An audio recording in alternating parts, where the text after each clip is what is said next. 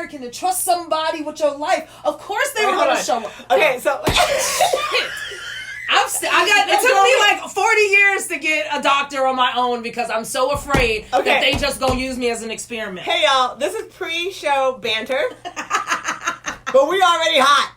We're already here. Okay, so this is my guest Stormy, and we are actually going to go live at 11 o'clock. We are all set up, so I wanted to get our pre-show because I know we do about 7 minutes or more, 10 minutes of pre-show. So we're in here just talking live, y'all, and join if you want. Again, we are on my phone, so if you have comments coming through, it will be a little difficult for me to see all of them, but I will try to address them. Stormy, if you see them, we'll try to address them. And at the same time, too, if I don't address them during the show, I will come back to them after the show and type up some stuff for you. Okay, so anyway, you were saying, did I build that friendship with them? I mean... Okay, first of all, I am in the medical field previous to this. Okay. So I know what to look for almost immediately in a provider that I want to treat me and my kids, right? So I don't have to mess around that long. I'd be like, no. It's real quick. It's real quick. Yeah. But with these were not normal providers. This was a massage therapist. Okay.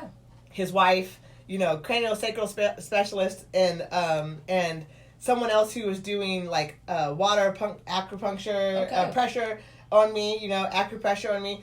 These folks were people who, I feel like we're on another level of care. I don't know that actually that's not true. One of my providers, we do talk about race, but she's so intellectual and she's so spiritual with her stuff that she really actually does not she understands race. As a matter of fact, it bothers her as a white woman, being here. She lived in Alaska a long time. Okay. It bothers her being in such a white space, and she looks for diversity and she looks for those things. Okay. And so her perspective is different. It's not. She's not tokenizing me, and I'm not special to her because I'm brown and she's not. There's nothing that makes me different except for that we're both women and we're both. And you're standing in that authentic space. That's it. She does what she does, and I do what I do, and that's how it goes. And there's respect there, and that way we can actually have conversations. You know what I'm saying? Yes. And so she was there in a way where, I mean, it was obviously like you said, she came to court. She's subpoenaed. I guess she was subpoenaed. She didn't charge me. And they took the whole day, and they were willing to do multiple days, and they're willing to go back and do it again. And it was she missed. That's a regular charge of $1,000, and she missed all of her clients that day. And this was 4 of them, 4 different separate providers that a couple of them knew of each other, a couple of them didn't. You know what I mean? Mm-hmm. But they all did the same thing. So it was one of those things where it's that friendliness, that generosity, that I got you in a way that like I said, when I was there, nobody else was there. Mm-hmm. But on the way to the court, it's to and from. I have a friend, James. Hey, James. He is somebody. He's a white man who does not pretend to know what he doesn't know, and he's spiritual. He's grounded, and he does a lot of work. He's a musician. You know what I mean? Okay. He does a lot of self work. I just respect him for everything that he does. His whole demeanor, I just respect everything about this man. Now, again, he's never come to me as you're a black woman, so let me talk to you about something. He's definitely asked me for my perspective on things just because he knows who I am and how I think about things and what I do. Mm-hmm. But the day after that court case, I came back to work, not the day after, but a few days later, I came back to work trying to just I'm going to go back to work and it's going to be all good. Girl, not one. And we're not on the air yet. Not one of those motherfuckers had the nerve to say, welcome back.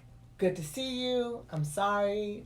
Nothing. Not a word. So you walk into this whole building, now one by someone, and I'm victimized. You know what I mean? I'm hurting. Now James, he and his wonderful self had he always has the most high priced coffees that you can, he's into quality coffees, He had a cup of coffee on my desk before I got there. He got there before I did. Had a cup of coffee on my, and was just, and I knew, no note, no nothing. You knew who it was. I knew exactly who it was. Girl, it almost makes me want to cry right now just because it's that gesture of friendship was like, we don't have to talk about it. Nope, and I see you. I see you. You're coming back from a horrible situation. Yep. The best I can do is get you a really nice cup of coffee before you start your day. Absolutely. What a great friend. What a great friend. Without the shades of African shades or any of that. Girl, nothing. Just like an authentic pretty much connection. Yep. I see you. Yep. Right? Girls gonna make me cry. She's gonna make me cry on the show. Like and most of the time it's the gesture. Most of the time it's the action. Because people can say and they can talk whatever they want to talk, but it's like the showing up. And the activating that's like, okay, thank you. Yeah. And you don't even have to say thank you to them. It's like thank you to the world, like humanity. Like, yes, it is working. Yes. Like, I got hope. Shit, I got hope for my baby. Wait, who's here? Hi, Mama. And we got BJ. Hey. So, oh my God, right? No, it's true. But, so we're going to get into it. It's 11 o'clock. Okay, so now we're going to have to be quiet. I'm going to take off the microphones. I'm going to push record on this bad boy. And then we're going to listen to my intro. Awesome. And as soon as the intro is done, I didn't even give you a bio because you were on my other thing. We should have done a bio for you. Okay, we can do it later. Do you want to say your bio? Do you want to say what you're about? I can say, this is Lori. This is Stormy Lori, and she's going to tell you all about it. Or do you want to just skip that all together? We can just skip it. You skip that? Okay. All right, I'm still going to say that you're my friend. I met you here. Okay. Yes. Oh, I guess I can give a little bio about me being black in Oregon. Is that my bio? No, that's not your bio. Oh, okay. Well, I keep it in subjects. Okay, no bio. Okay, hold on. Let's do it. Let's just do this real quick.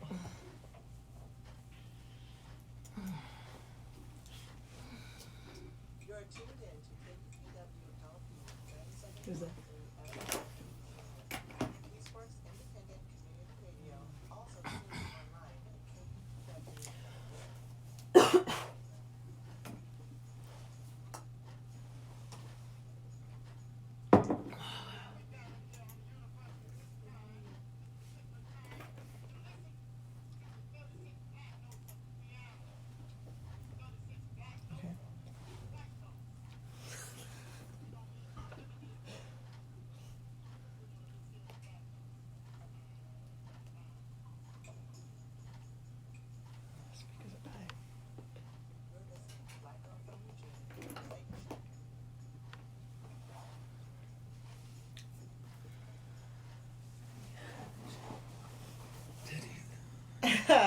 Good morning, Eugene. It's Aisha.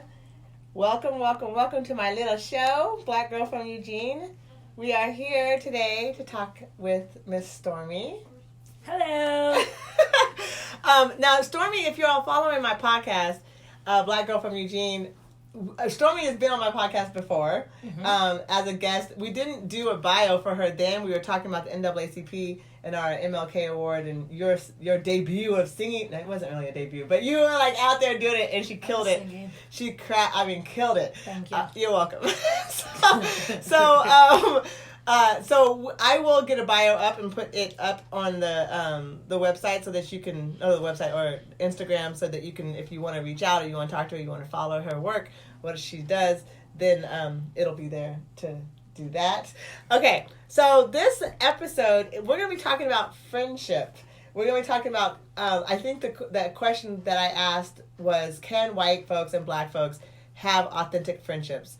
And the quick and dirty answer is, yeah, they can. Absolutely. Yeah, so don't worry. I got letters, and I literally got emails being like, what? No, can we? And I'm like, yeah. I mean, you definitely can, right? And please remember, this show is my experiences, my guest experiences, and our opinions, and our, we're not doctors of friendship, connectivity, and relationship. We're talking about our experiences. We're grown women. It's relevant. And so here we are. Okay. So with that being said, there's a caveat. Right? There's a caveat to this friendship. For some reason, it's not as easy. It's not as easy. I mean, maybe it is as easy, but we both have stories, and I think we're both on different spectrums of our experience growing up. And for some reason, I do believe we've come to the same spot as adults, probably. Yes, we have. Right? Yes, we have. Right? But our experience younger was a little different. It was different. I grew up in a place called Oak Park, Illinois, and it was the first township that introduced recreational games and sports for the community to get together as a whole. And so and my grandparents, they bought a house in the late 70s. They were the first African Americans to buy a house in Oak Park. They put them on the cover. Oh yeah, girl, we was on the cover. Yeah, okay. Yeah, and because my family's definitely still old school and just making sure we kept the family tight, we didn't play in the front, we played in the back. Because it was just like how it was. And it was the appearance that you need to keep up with. So growing through that, I have friends that I met in kindergarten that actually showed up to my wedding 40 years later. Yeah. Yeah. I wish I would have known that when I met them. Like that y'all are like lifelong friends. Isn't that interesting? Yeah. Because they were definitely there and supportive. And it was a set of twins. And we played soccer and we played field hockey. We showed up to family events. I even went to the summer home on the cottages on my weekends and going to visit their grandparents and flying out to Santa Barbara and doing all that stuff with them. As much as hanging out with them, I would also, the other side of me would be at church. So I had a strong African American community as well as I had this other outside community, but they became my friends and family. I could go to their home without them being home to go and feed myself and just be there when they get home. It's just like, okay, yay, this is where we were. I think starting so young and moving through your levels of consciousness and there's someone right there that's still going through it but separately and it didn't feel like they treated me like I was ever being too black. Right. From the jump. Yeah. So now, did they ever cross over? I know you're going into their world and like traveling with them and doing their stuff. Did they ever come to church with you and do any of your black activities? I'm saying black activity, meaning that you were separate from them and, like you said, within your black community. Did they ever come over and hang out with you there? No, that's not how it goes. And I had to learn that later, that's not how it goes. Isn't that interesting? It is very interesting. Yeah. The one time that they did, or not, the one event that they would do was going to Young Life. You know what I mean? Mm-hmm. I grew up in the Young Life all my life. My aunt was the area director of Chicagoland, so I would be able to go to Young Life. They would somehow go to Young Life events with me. Wait, tell them what Young Life is. Young Life is an international Christian organization that works with young people getting close to Christ through outdoor activities, through after-school programs, and it's set up, there's even one here, and they're set up throughout the world as well as camps, literally camping, the blog, the ropes course, like a real canoe camping style. Right. So I just grew up with that. Yeah. And that also had mixed people there because Christianity is, it doesn't have a race. Right. So growing up in that, it was interesting because I never felt like, I don't know. That's actually, we're going to come back to that. Yeah, I gave you. Come back to that. Because you bamboozled you. Because you did. Because in the middle, I was like, hold up. Because now I'm like, no, they never came. And at this point, growing up as an adult, that was not really how it worked. What I'm seeing systematically is not how it works. Systematically, it's easier as an adult now. And even like in my 20s, it was easier for the white family to feel like they are taking in one of us. Right. And being able, especially those that were not authentic. You know what I mean? Yeah. I didn't see it then as I was a kid because it was like kindergarten to high school. So, but now as an adult, it's like, the gatekeepers don't want you to have too many of you around because they can't control you. Well, this is right. And they don't know how you're going to swing, so you're not a good friend. Right. And that's the authenticity part. Right. So there's an issue with that I see as I'm growing up and I'm looking at my friendships, is that someone even asked me, like, well, we spent real good time together and we've spent, like, we have good memories and we've done things together. Like, so I would think that we were good friends. And I'm like, yes, we are friends. I'm not questioning that level of friendship at all. Right.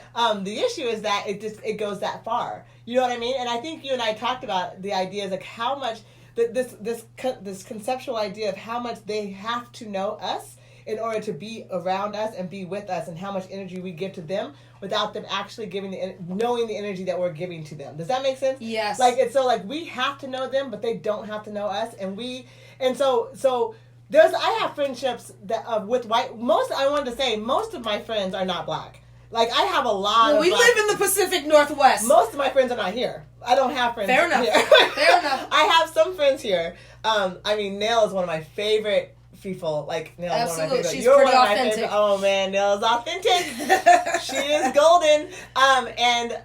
You're of course one of my good friends, and then I have another white woman who we're building our friendship, and she acknowledges all the time that she's learning about my black community and the issues that I'm constantly dealing with, which I would love her to do. Not a requirement to be my friend, right? It will obviously let a friendship become more authentic when I don't have to behave a certain way, when I can have my authentic space, and she can understand what that means and what that looks like. I have white friends that I grew up with since I was 4 years old. You know what I mean? And that's a long story, but I mean, I could say that there's two of them sisters, and I have a sister, and we grew up like they would come up here and visit their dad every summer, and so we became summer friends. You know how, right? Absolutely. Yeah, and so then we just like that all our lives though, and then as you grow up, you go through things, and then we traveled down to where they were. Our parents let us go visit them with their mom, and our parents knew each other from years ago and all that. So we ended up with this friendship of like, we're changing as we go, right? Yep. And accepting. Yes. But what the issue is, and it always comes down to in any friendship, any race, any culture, is that when the hard times come up, you find out who is there for you, right? Right. And any race. With any race, with anything. So I just want to say I'm talking specifically about this particular friend because I know that she loves me, and I know that I love her. I mean, this woman drove up 9 hours on my wedding before I got married a couple years back, and she had made me a shoes for my wedding. And when I say made me, she put crystals, not bedazzled, but actual crystals, one by one, on my sandals. Awesome. Girl, I don't even ridiculous. And then drove them up here, dropped them off, spent the night. We spent up all night talking and giggling, and then she drove back to California. What a great friend. What a great friend, right? You know what I'm saying? Yes, what a great friend. I don't want it to be misconstrued to what we're talking about here. I have some great friends who are white. You know what I mean? Some people who love me, I think, in a very authentic way. So as we grow up...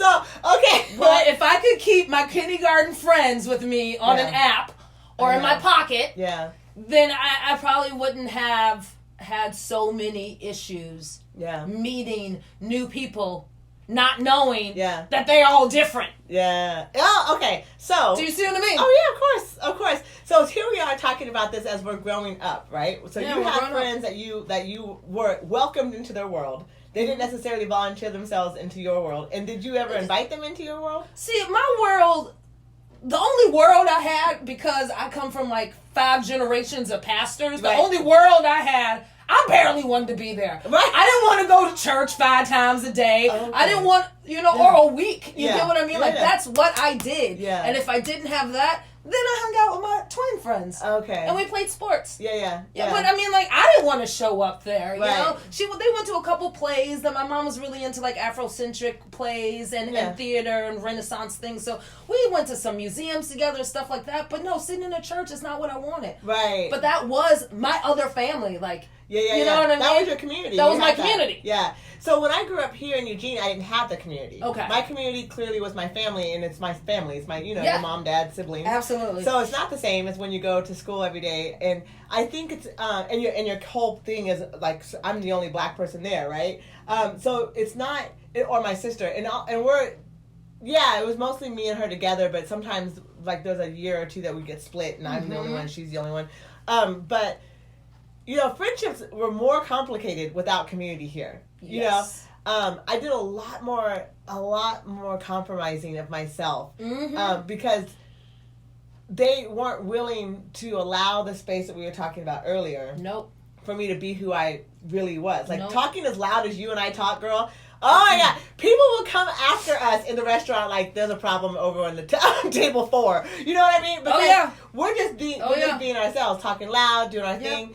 And I think that that conscious effort for myself to just fit in was not a collaborative idea of them coming into my world, because my world was my family and it was very private. Yep. Actually, we kept our, and the few friends that I did have, I did grow up with one particular girl.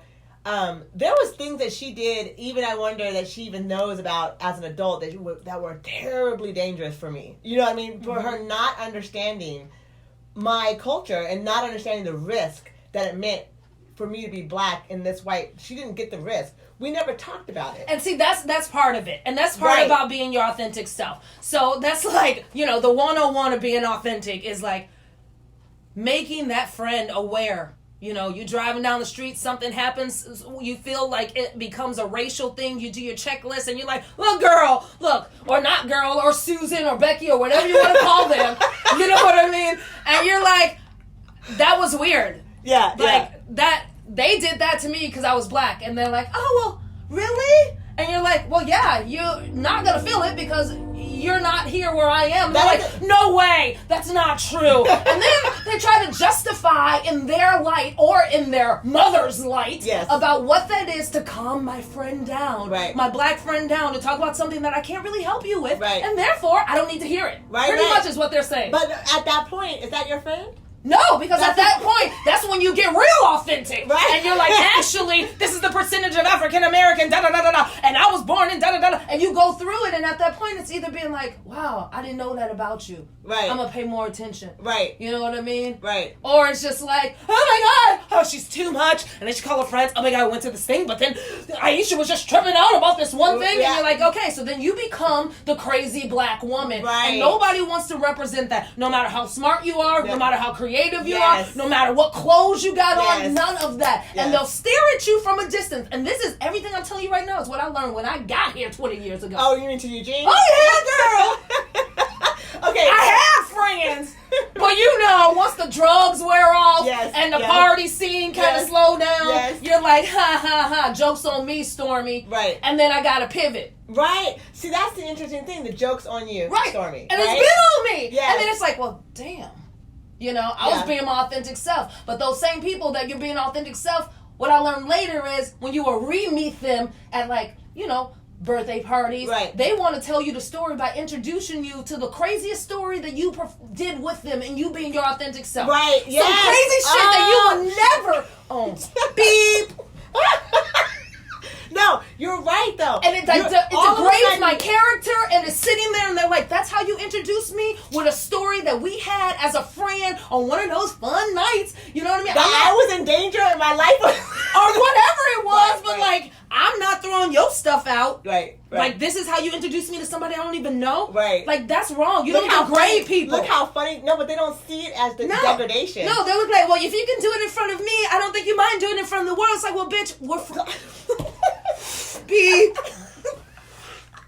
Girl, I knew you were gonna get so excited. I knew you were. Okay, so no, it's the degradation. We're going back to degradation. The degradation of the experience. That's where so we gotta way back up. You know why? Because we're talking about having friends who are white who don't understand racism when they're having acquaintances, close acquaintances with black folks. They don't. And the issue is this: you're saying, well, you talk to us, but I'm saying, look at the world. If you have, I always go back to the court date when I was assaulted by yes, because that is something that happened to you. Yeah, but this is what I think about.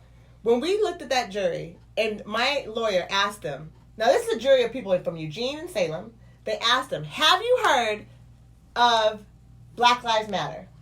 One person knew about the movement at all.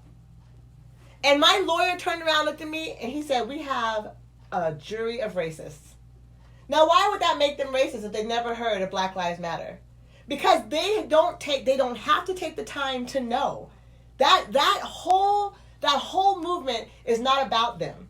They have no idea. Nothing is about them. Right. Nothing is. They don't have to look at anything. They don't have to support anything. And that's why it's set up for them. Why are you so interested in me as a friend? At that point, you don't see any of me, any of my reality. So if we go and you're speeding through a neighborhood, and I'm like, and you're like, we got to get there, and I'm worried about the police officers, and you're blaming me for my concern and not understanding that what my concern really is about, you can't be my friend. You're going to put my life in danger every single time we're together. Absolutely. And they don't understand that your life becomes in danger every time you step out of your house. Every single time. So if you want to be an authentic friend to someone of their culture, you got to understand the good and the bad. That's right. And being black in the United States means we got a lot of stuff going on. That's right. Okay. That's right. I'll give you an example. It's almost like you got the new African friend that comes to town. Right. You're definitely going to make sure there's a translator in between. Yeah. Somebody is around the African person, making sure that they understand what's happening, whether it's with the dance world or the education world. Right. Someone is there to translate. And when they say something crazy, no one takes offense. Right. It's kind of like, ha, ha, ha, ha, ha. Right. You know, why can't that just be with the African American? No, because we're not the same. We're property here, and it has not changed. You know, they property when they come here, too. They just don't know it. Well, they transform to property. They don't understand it. You know what I'm saying? They transform into it, and they don't get it. No, because they gatekeepers be strong as hell. But they are strong. Strong. So I think that's what when we talk about levels of authenticity of friendships, it's one of those things that we are willing. I think, and personally, I have, like I said, when I say most of my friends are not black, that does not mean that they're white. You know what I mean? Fair enough. They're not. That does not mean that they're white. I have some very good friends who are white. You know, I have friends that I have the best memories and so much fun. But I can guarantee you, just like with what you were saying earlier, that the fun that we had was in their context. You see what I'm saying? The fun that we had was not in my context. The context when I had fun in my cultural context, when I had fun with my black friends in our cultural context, and I'm smiling just thinking about it. It's a different thing. You know what I'm saying? It's a different thing. It is a different thing. I don't know that it makes it better or worse. It's just different. Okay, so hypothetically speaking, you know, you create this space. We'll say we have this space, and it is a black event space where we're being our authentic selves with our authentic selves, and we invite our other friends of lighter African descent. Right. Okay? Let's go there. Yeah. Well, I'm just saying that we bring them. Yeah. But the setup is under our terms. And they would have to enjoy. Now, when that's set up in the world, they enjoy the shit out of it. Yeah. They putting on their gold chains. They come in with their Afro puffs. They are coming up, showing up for the event. Yeah. But on the real world, when we're meeting someone right now walking down the street, there's a disenfranchisement of the consciousness they think they know versus what they're trying to do. Well, I mean, okay, so what about the white girl who wants to be your friend and who's saying, yo, Stormy, what's good? Oh, to me? Yo, what's good? Like talking to me like that? Yeah. I would think like, oh, they must be new, because I don't really work like that, and they must be wanting to find a black man or something. That's what I think. That's what you think? Yeah, because usually what I look at is authenticity. So if someone's like, yo, what's up, homie, girl? It's like, you go, girl. You better get out of here. But if someone's like, hey, how you doing? I had a good day today. It's like, oh, great. I love some of the grocery stores. You can go there. Yes. And you are able just to, like, converse with people. Cabela's the spot. I be conversing. Right. And we just be talking, and no one's like, shoot, girl, honey. I did one grocery store, and her name, I won't tell her name, okay. but I go to it, and I'm walking in, and she's like, hey, girl, and she's at the register, and I'm walking in, and I was with my mama. I said, well, who you talking to? I'm a lady. Right. You know? Right. Yeah. And she's like, what, you talking to me, girl? And I walked up there, and I shook my head. Hello, Stormy. Yeah, hello. My name is who? Right. Exactly. Yeah. And then from now on, she's just like, hey, Stormy. It's like, awesome. Right. Awesome. Great. Right. I was like, that. You learned your lesson right there. That's great. Right. I don't have to feel like I'm offending you or I am offended. Right. You learn pretty fast. I like you. We could be friends now. Oh, God. Oh, Lord. I'm like, My mom was there because she's from Chicago. She looked at me like, she's like, this lady really saying, hey, girl, to you? Like, across the store? First of all, that's disrespectful. Right. Second of all, that's fucking hella hood. And I ain't from the hood. You have got to watch your mouth. Deep. I'm like, I ain't never pushed this dumb button. I don't think it's loaded fully yet. Like, girl, I knew you would be. I'm so bad at it. I knew you'd be fired though, because you're like so excited about the subject matter. I love it. I'm like, I'm just gonna sit over here on the dump button. I'm just gonna sit. Okay, well, I mean, the bad words. Ultimately, I have friends that I've had authentic moments. I'm interrupting you because I want to go back to what you were just talking about, because I want to talk about the idea that these women and these people, what they're trying to connect with us, right? So they think that they should say, like, you know, I don't know. Sometimes I feel like I even do my hair and it's like big and gorgeous and like the afro's out, and white women will like, do I say I like her hair? Do I not say I like her hair? I'm not sure if I can. It's like, am I objectifying her? What do they say to another white person? But that's the problem, is that there's an issue there, and that's generic stereotyping of black women, and they're trying to we can't be just normal people. Like, you can't just say, we've never been normal people. Like, even in history, we're still trying to fight for the right that we are human. Right. Like, we are human. Yeah. Don't shoot our babies. Right. You know, respect us when we come down the street. That's all. You know what I mean? We are just humans. That's all. Like, it took us forever to vote. It took us forever to get married. It took us forever to even, like, own a home. Right. You know, to even have our own health care. Yeah. You know what I mean? Like, are you kidding me? Right. Like, we are just humans. So how would you talk to the human? Because they treat us like we're a species of dog, you know? Oh my God, that poodle has nice hair. I want to touch it. I want to touch it. I want to touch it. Oh my God, that's a really nice leash. That's great. Can I touch that too? Yeah, who's your owner? Who are you hanging out with? Oh, maybe they're friendly. Oh, that dog looks too dark. I better go across the street. Yeah. No, it's true. No, true. I'm not at all arguing the issue. I'm arguing the issue. I'm not even arguing the issue. I'm looking at the woman who's trying to connect and can't get past the generic stereotype that she has, her bias that she has. I don't know how they get past it. Doesn't understand how. And then they want to lean to us like, oh, I'm like, what do I do to be your friend? Just be a person. Like, don't look at me and I'm not saying erase my culture, erase my but you don't have to. Just be you. Just be you, and let me just be me. And maybe that's it. Maybe they were never taught to how to love, and therefore love people as individuals. Some people are not taught that. Some people don't know outside of whatever their small little bubble is, that there are authentic, real humans that are like striving to make the world better. So it's okay. It's okay, right? It's okay that I'm black. It's okay that I'm in Eugene. It's okay that I wear my hair out in a big afro. It's okay that I talk louder than you do. It's okay that when music comes on, we're going to talk and we're going to tap the table. It's okay that, you know... You get to work with what you got. And some people don't get it. Because they ain't got it. And that's okay. And I think that the issue is that they're trying to... And I'm talking for white folks here. I mean, out from my experience. I'm only trying to figure out why it's so ridiculous. But like what you just said, if they don't see you as human, there's a unconscious bias of that you are looking at me like a species, like a property, like a dog. Absolutely. And that's systematic. Right. So, but then you got these other women who are like, well, I'm so free with it. I can wear my cornrows and I can say yo girl and I can be like, you know, you go girl and all, and I can do that because I share it. I'm with you so much that I'm just like you. You could be with somebody down the street, but you ain't gonna be with them when they jump off the cliff. Or when they're pushed. Or when they push. Right? That's all I'm saying. My issue is this. When you want to be so connected to somebody else in their everyday, like, generic, I mean, the way we walk out the door, in our hair, in our face, in our skin, in our style, in our rhythm.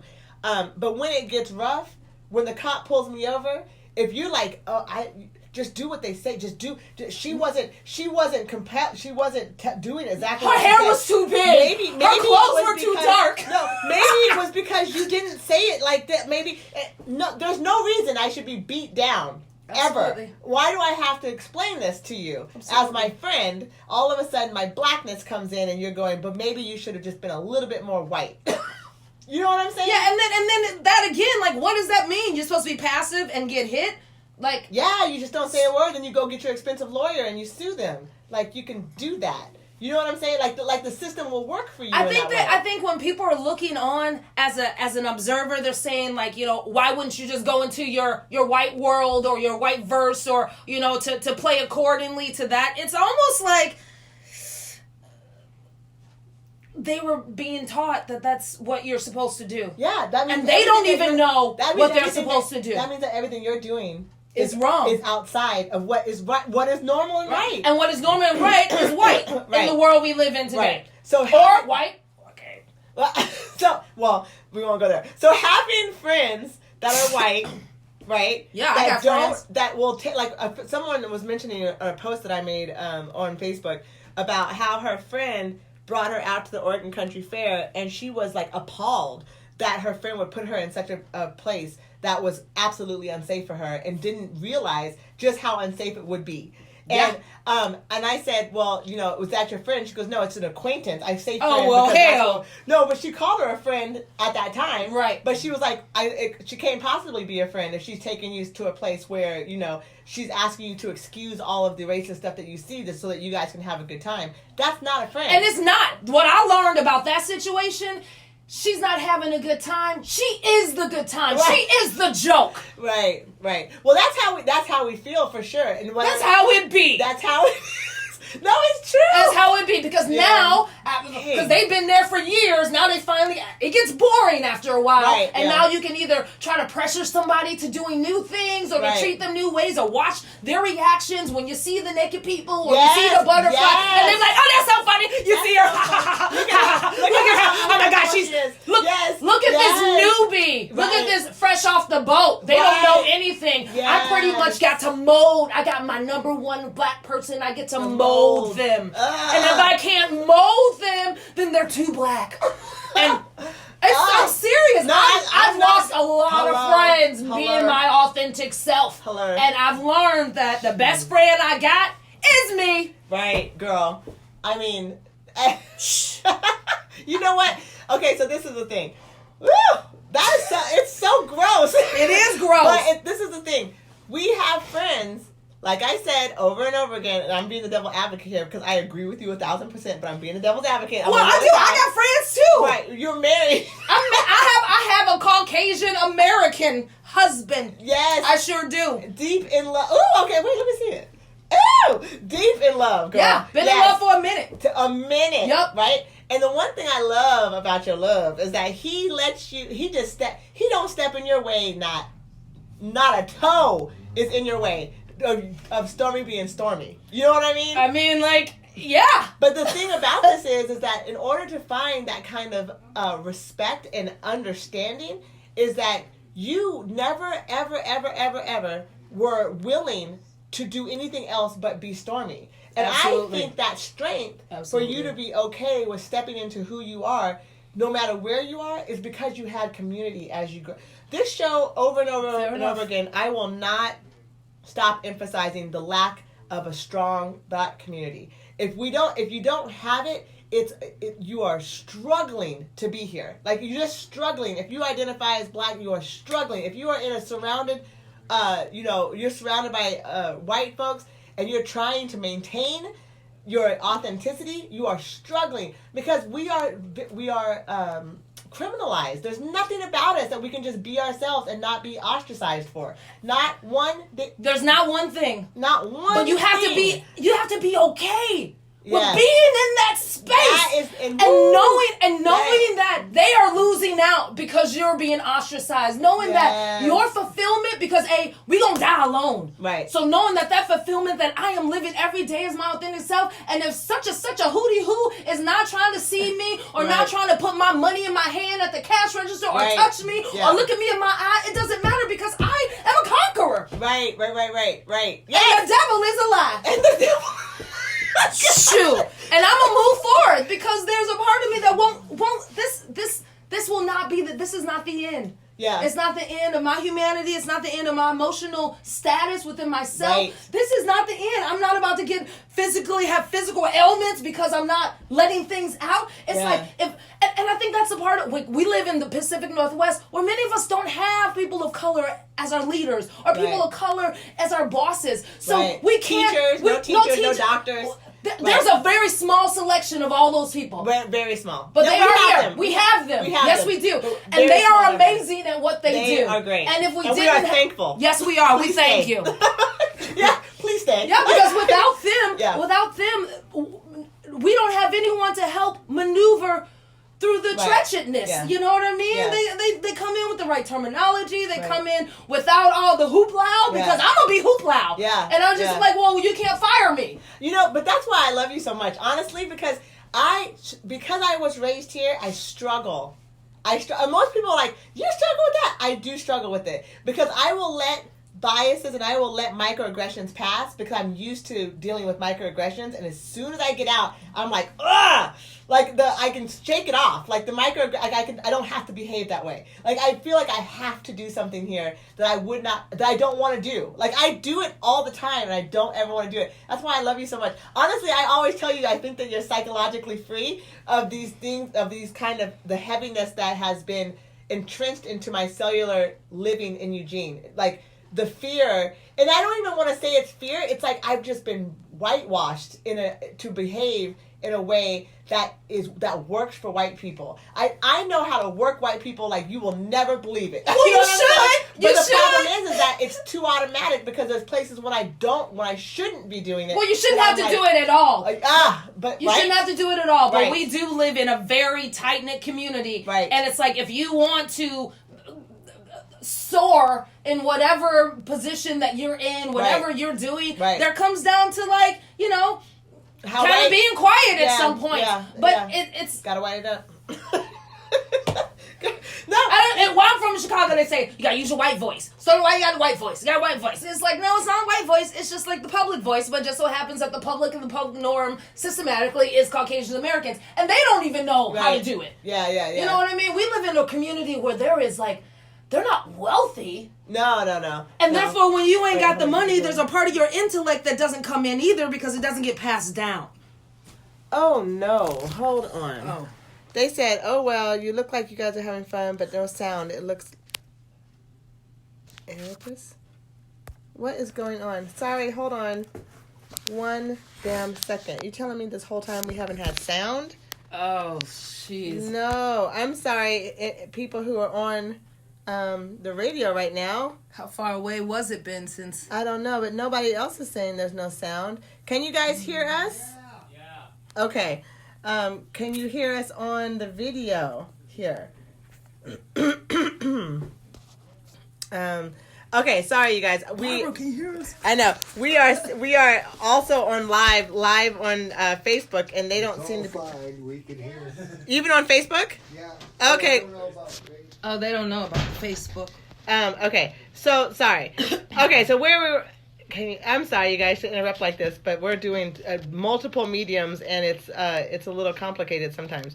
So so let's get back to it. Okay, sorry, y'all. This video is going to be all jacked up. So okay. So anyway, so what we were saying is that the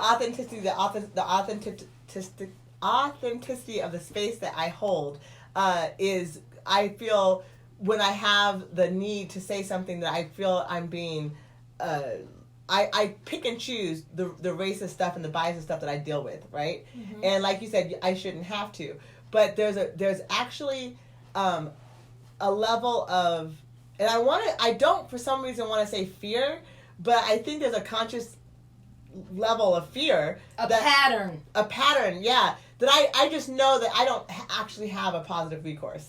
You know what I mean? Okay. Like I actually know that I don't have a positive recourse. Because who am I gonna call when we get into it, when I bring it up? Who am I gonna call? The police? You know I'm not calling the police. So who am I going to call? The police aren't on our side. No. So who am I gonna call when it gets ugly? Well, that's the thing. You don't make it ugly. Right. You say your 4 or 5 words. If their thing is like, oh my God, girl, you be like, shut up, girl. And you keep it moving. Right. nothing to have it attached to you. You know what I mean? That's just like attaching more of the ignorance onto you, and you're living that day with those words instead of chopping it when it happens. Yeah. In a very graceful way. Right. So, I mean, now when you go through this world, with, you know, and you are, like you said, your authentic self, and you don't put up with that.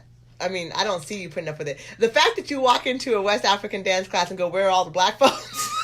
I was wondering. I love it. Now, were you looking for black folks, or were you just really looking for me and didn't know my name? No, every fair I see West African dancers, and there's at least 2 or 3 African Americans, so I'm thinking I'm going there to join a troupe. And that was a lie. But it's all right. But I mean, for you to come in there and like say it out loud and loud, like, you know, and for you just to walk into any space and be like, what is going on in here? And after living here 20 years, you know what's going on in here. But that's the thing. That's the thing. What I did learn about here is like, you got to force people to say it. You can't be acting like it's happening. They got to say it out of their words. And that's the whole thing. I was living here for 20 years and responding to people's actions instead of responding to their words. And then it became,